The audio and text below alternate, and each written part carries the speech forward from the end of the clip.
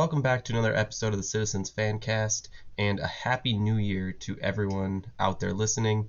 I hope everyone enjoyed their New Year celebration, however they celebrated. So we're here. We made it into 2024 after a incredible 2023, just an incredible season for City, an incredible year. It's unbelievable what the team accomplished, and I'll get into that a little bit more later.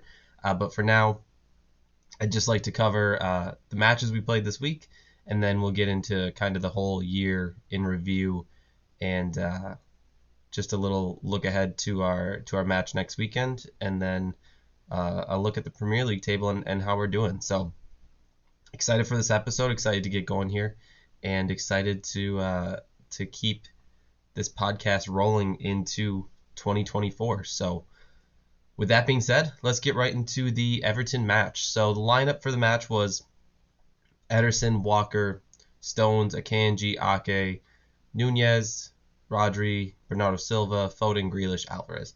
Not too much of a surprise there, just based on our injuries. Obviously, some hope that we would potentially have De Bruyne and Doku and Haaland back. They weren't able to come back in time, but it's all right. We'll be okay. But it'll be all right. They'll be back soon, and we won both of our matches this week, obviously, right? So really no huge concern with them out, but it's gonna be a scary scenario, and not scary for us once they're all back. So Everton match, 72% possession. Obviously, we won the match 3-1.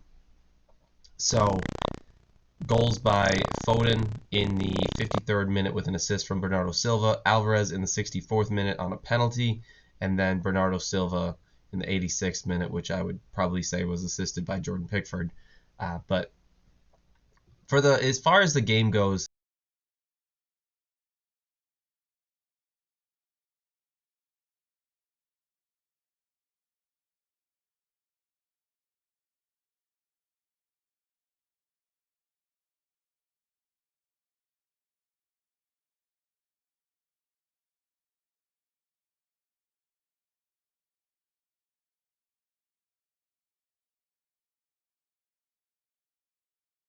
broken into earlier this week, so seems to have rattled him a little bit. He seemed a little off in the Sheffield match, and that's fully understandable. He posted yesterday on Instagram that he doesn't feel like he can really celebrate everything City's accomplished this year just because of the way the year ended. So unfortunate for him. Hopefully everyone in his family is doing well, and we can get him back to his normal self very soon. If you are watching the YouTube video, there is a cat on my desk behind me, so a little extra bit of a show there, and I apologize for that.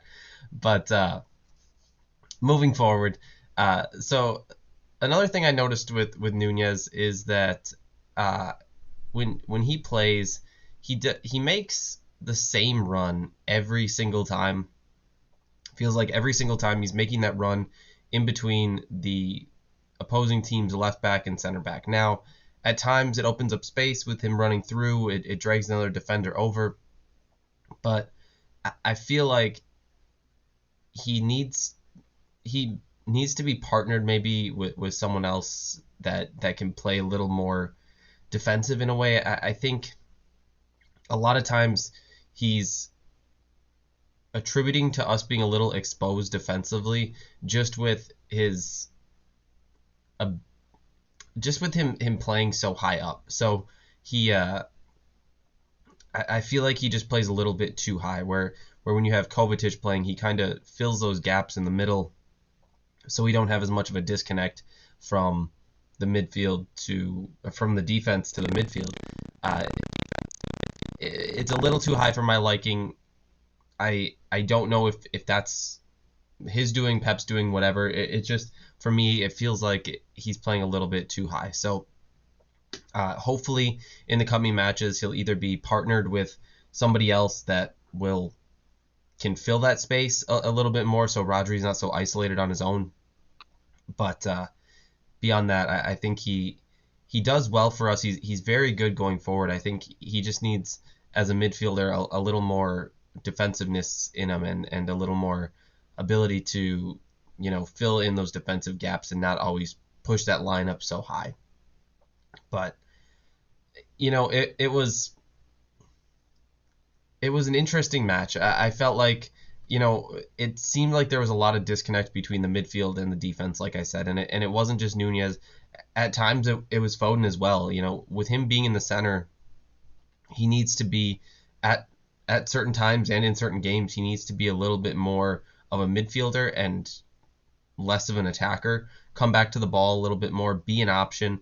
I feel like there's so many times where our defense is looking for a pass out, and the only person available to them is Rodri. So that's our only outlet. It's easy to defend against. So it doesn't necessarily make our job easy to play out of the back when we have a complete disconnect between the midfield and the defense.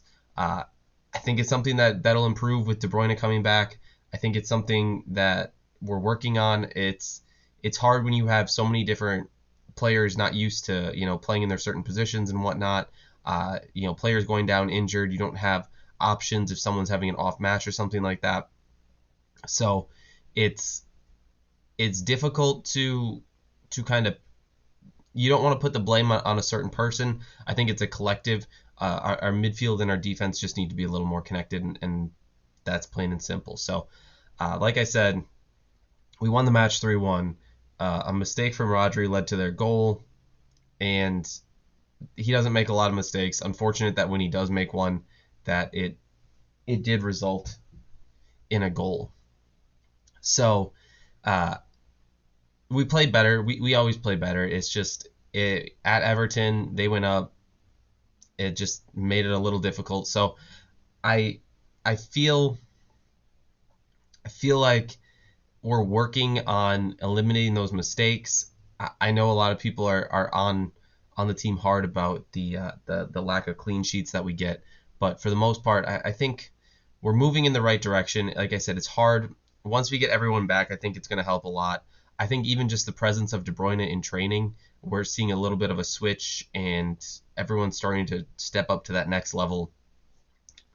And it just feels like we're moving in the right direction and ready to go on that run that we go on every single year and be able to really just go through and dominate for a stretch of 8 to 10 matches. So I'm looking forward to it. I think it's coming.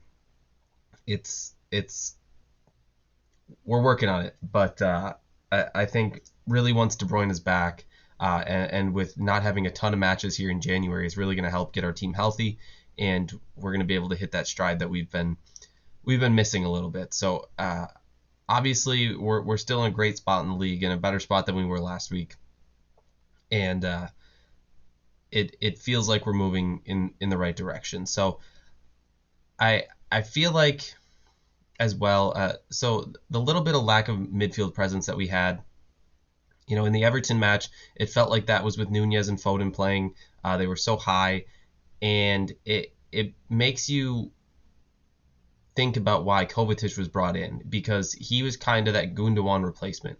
I noticed it already back in the Community Shield that he was making himself available. He was becoming an option for outlets from passing from the defense to be able to work out of the back, him be that option and connect further up to the midfielder, whether it's our wings or even to Rodri, Foden, whoever.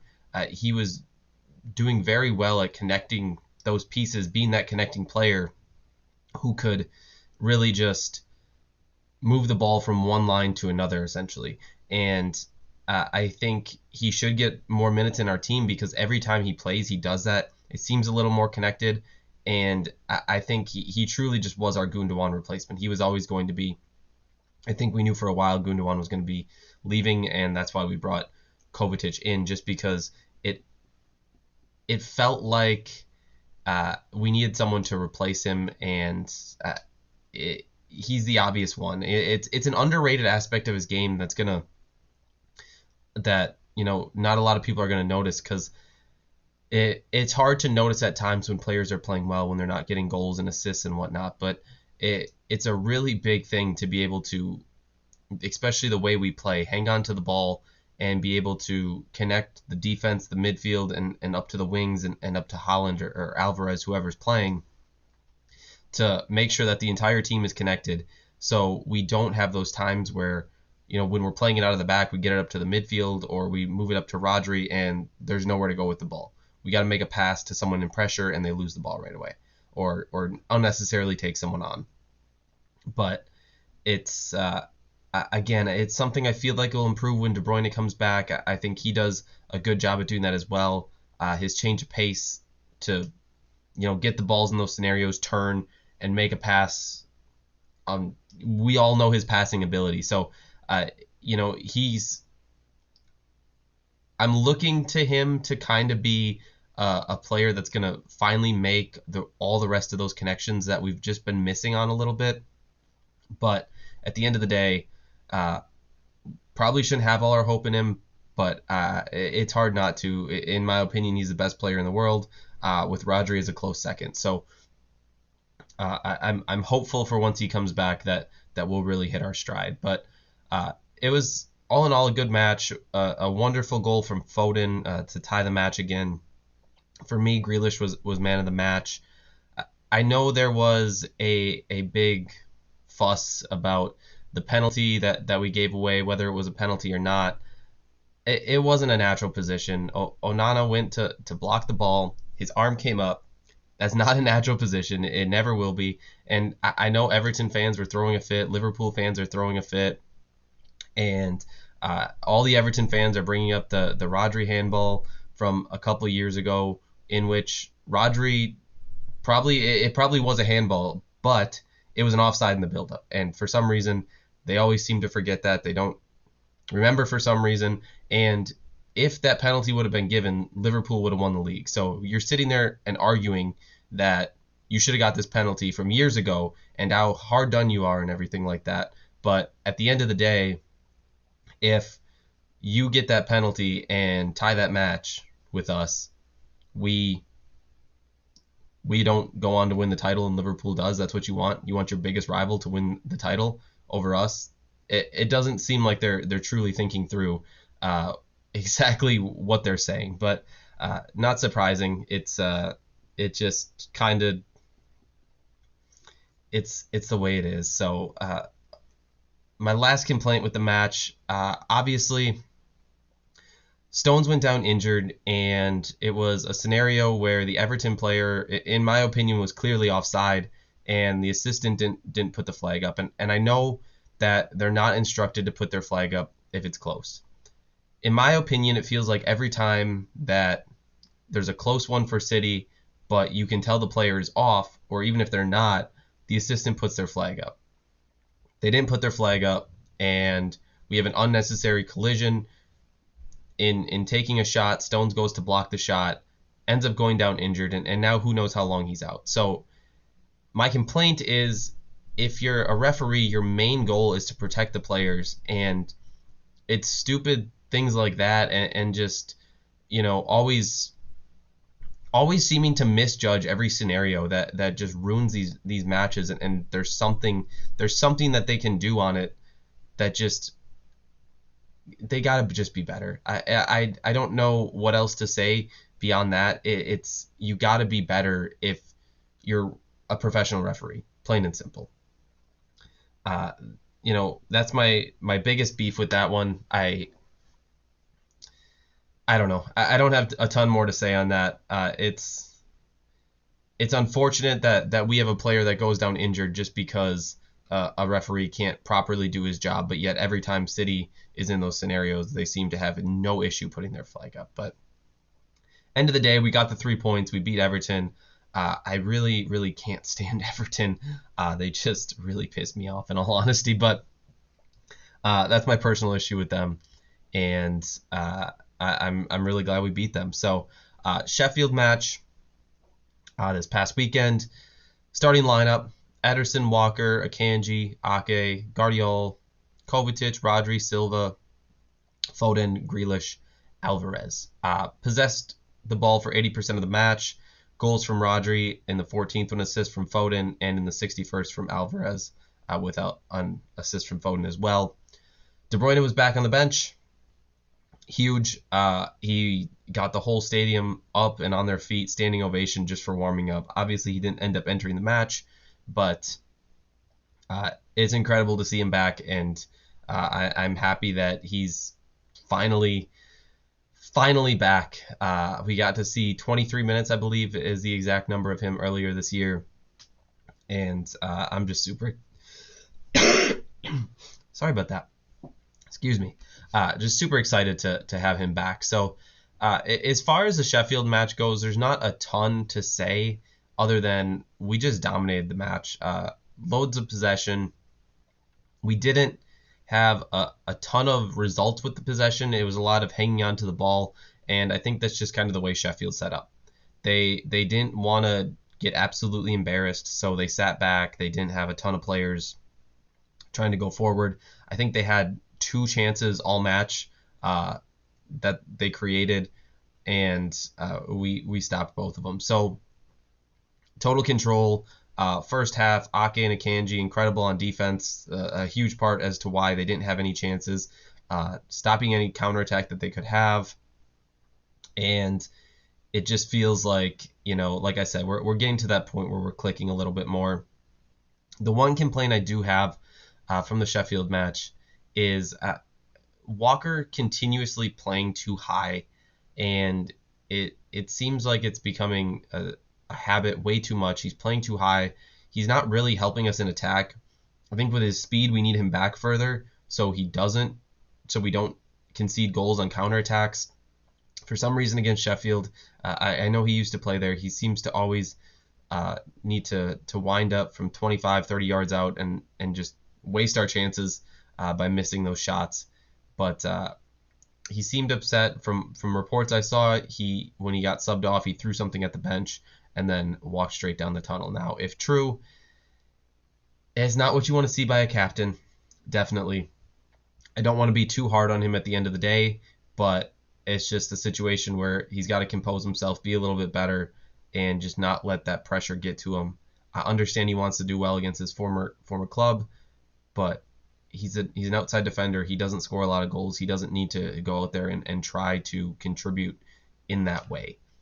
It just feels like he tries too hard sometimes, and this is just one of those scenarios. And I think all year he's kind of been playing a little too high, and it's leaving us a little bit exposed. So personally, I'd like to see him sit back a little bit more and be a little bit more of a defender, in all honesty. But it's I feel like it's left us a little too exposed. Kovacic as well played in this match, as I said. I think he did a great job kind of doing what I said of earlier, just linking between the defenders in the midfield, being that option to play out, and just giving us the ability to really link those lines in our team. So I think as he gets more comfortable and plays more, he's just only going to get better at that. Playing with De Bruyne as well, I think our midfield is going to be really, really good if we see that partnership at all. It'll be interesting to see what Pep does with the lineup. I feel like Foden and Alvarez are a little bit undroppable at the moment, and we're going to be at a point where Haaland and De Bruyne are back. So we'll see what Pep does. I'm sure he'll figure it out, but I don't see enough positions to play everybody unless we drop down to like 2 defenders on the field, which obviously we cannot do. I apologize. I am still dealing with this cough like a month later after being sick. So thank you for bearing with me. But these episodes do a lot here on my voice, and I'm sure I sound more and more hoarse towards the end of them. But Oscar Bob got some minutes.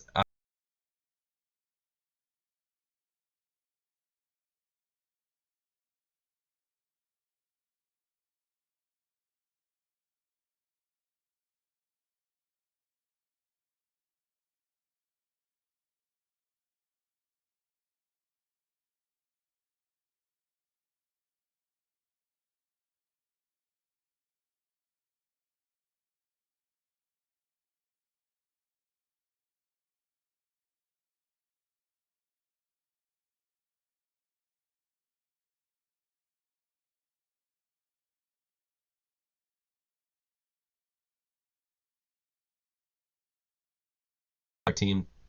So seeing him and Rico Lewis, every time they get a few minutes, being able to contribute in some way has been really nice to see.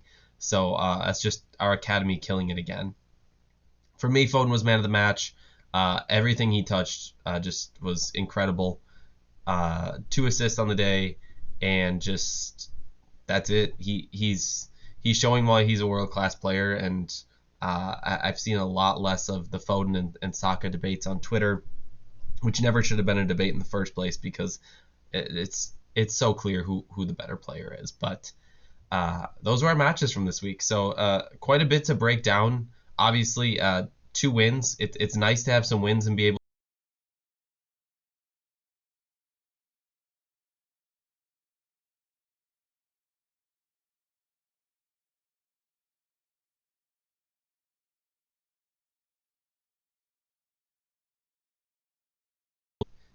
Like I said, went down injured.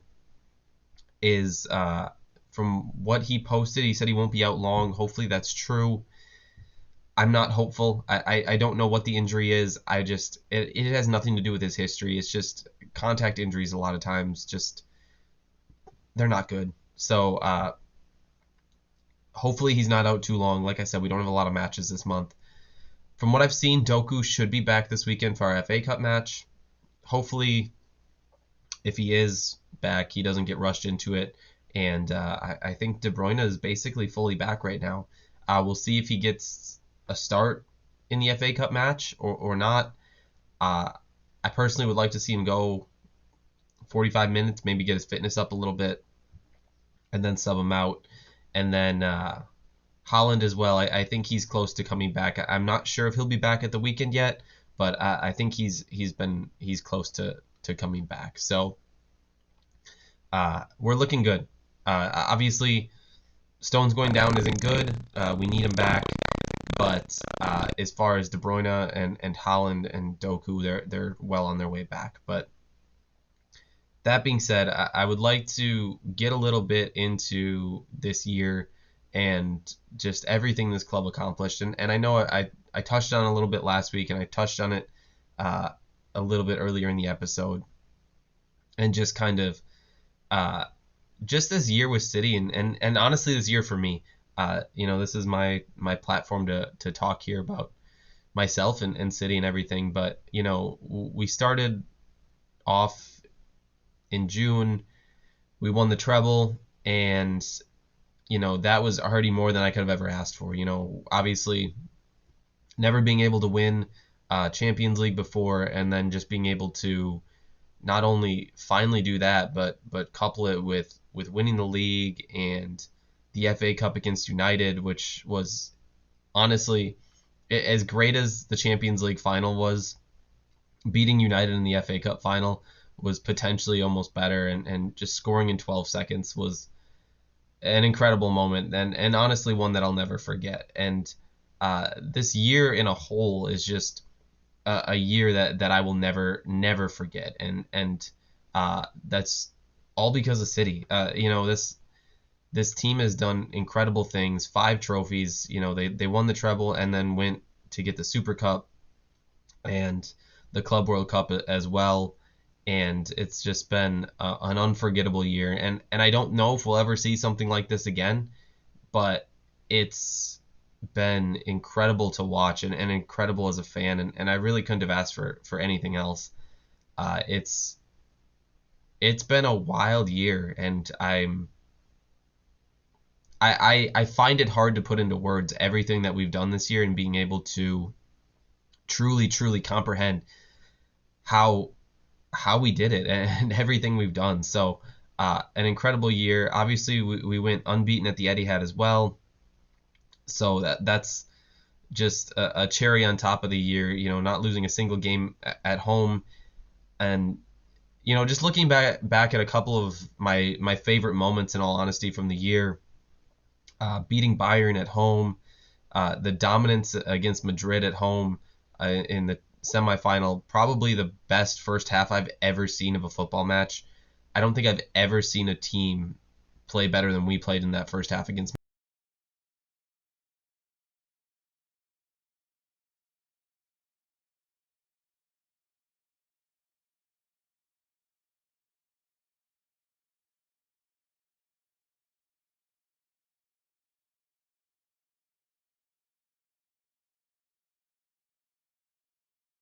De Bruyne's moments, it's against Arsenal.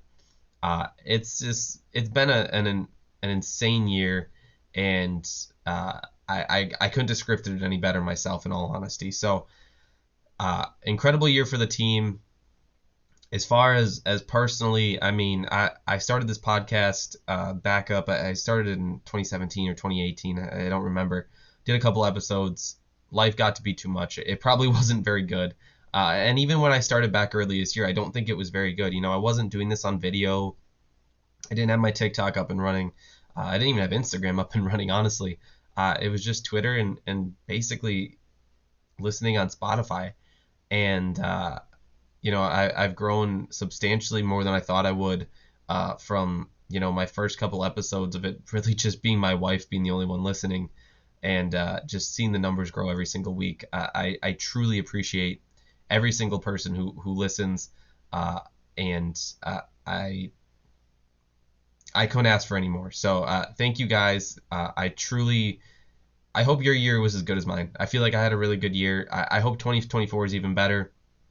And 2023, I also was able to make my writing debut for Man City International. So that was a cool moment for me to be able to do that and do something I've really never done before. So just a year of all new experiences, and just it's been an incredible year of personal growth for me, if I can talk about that a little bit more, just because this isn't something that I am good at doing. I don't put myself out there. I don't I put myself here in front of a camera for 25-30 minutes every single week, and that's not something I'm even really comfortable with.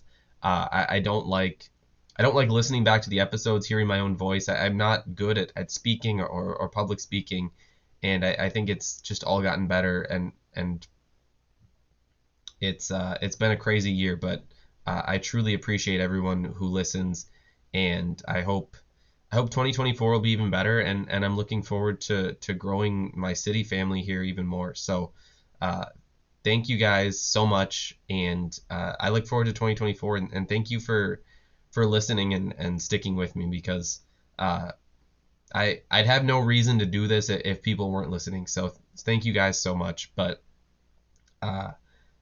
it's been an insane year, and let's try to make 2024 even better. So next week, obviously on Sunday, we have our next match. No midweek match this week, or the week after, I believe, either. So a chance for our players to get healthy. This weekend is FA Cup match at home on Sunday, January 7th, against Huddersfield Town. They're 21st in the championship. We are obviously at home. We're better than them. I'd expect to see Ortega in goal. Probably see maybe an appearance from Bob and Enrico Lewis. Micah Hamilton might get some minutes, but I'd expect that we're also going to have, obviously a mix of youth and senior players in there. I'd like to see De Bruyne come back, get some minutes, get him starting. Maybe at half, throw Foden in for him if Foden's not starting, or Alvarez or whoever. Obviously, it depends if Haaland's back and Doku's back. I think it's a good match to get all these injured players back and get them some minutes, some game minutes in a match that we should be able to win. So I'd expect us to be able to win, and I'd expect it to be fairly convincing. Whether that's just dominant possession like we were against Sheffield, or winning by a large amount of goals. But I'd expect us to move on to the next round of the FA Cup this weekend. So that being said, looking at our season as a whole right now, Premier League, we are in third place, tied with Arsenal with a game in hand. Obviously, they lost back-to-back. Villa lost to United on Boxing Day. Unfortunate that United got that win, but that actually does help us a little bit, as well as Villa dropped points. So 2 points off Villa. They have a game in hand. We're 2 points off Liverpool. They are yet to play. I'm recording this before their match against Newcastle, so hopefully Newcastle can at least share the points there, get Liverpool to drop some points, and we could be we could be three points back with a game in hand, or maybe they can win and we can be 2 points back with a game in hand. So we're in a good spot, and I think we are so yet to hit our full stride. So I'm looking forward to that. Looking forward to us going on and being able to close up this title race and hopefully win a fourth Premier League in a row. So obviously it's never been done before, and I would love to do that. I'd love to get back-to-back trebles. I want every trophy. I'm not bored by our success at all. I want every trophy. I want no one else to have them. I want this City team to be the most dominant team that's ever existed. When you look back at those great teams, I want this City team to be in the conversation. The 2022 to 2024, 5, 6 City team that just kept winning and made the Premier League look like a farmers league. So I hope we can continue to do that. I'm looking forward to 2024 as a City fan and just personally in life to continue to grow. And I wish all of you an incredible year. So let's share in that together. So thank you guys for listening. A little bit longer today. I obviously went on some rants on some stuff. So thank you guys for listening as always. As I've said before, I appreciate every one of you. So as always, open to any questions, comments, concerns. You know where to find me beyond that. Citizens Fancast on Twitter, Instagram, and TikTok. As far as listening, you can listen on Spotify, Apple, Amazon, Google, and I believe that is it. But 2024, looking forward to it being a big year. I got a lot of things planned with this podcast just to make it even better. So hopefully you guys are here along for that ride, and I thank you for being here thus far. So thank you for always listening and sticking with me here, and hopefully you guys have a great year. So I will see you next week.